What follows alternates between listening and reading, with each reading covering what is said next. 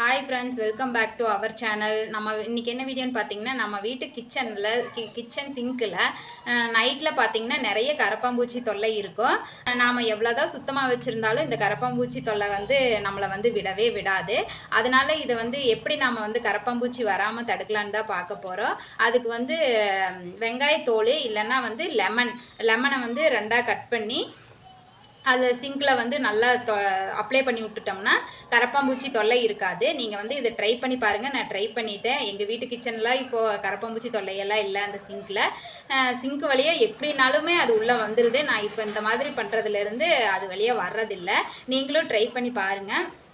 இந்த வீடியோ உங்களுக்கு பயனுள்ளதாக இருக்குன்னு நான் நம்புகிறேன். இந்த வீடியோ பிடிச்சிருந்துன்னா லைக் பண்ணுங்கள், ஷேர் பண்ணுங்கள், கமெண்ட் பண்ணுங்கள். மறக்காமல் நம்ம சேனலை சப்ஸ்கிரைப் பண்ணிவிட்டு பாருங்கள். சப்ஸ்கிரைப் பண்ணாமல் நிறைய பேர் பார்த்துட்ருக்குறீங்க. அதனால் சப்ஸ்கிரைப் பண்ணிவிட்டு பாருங்கள்.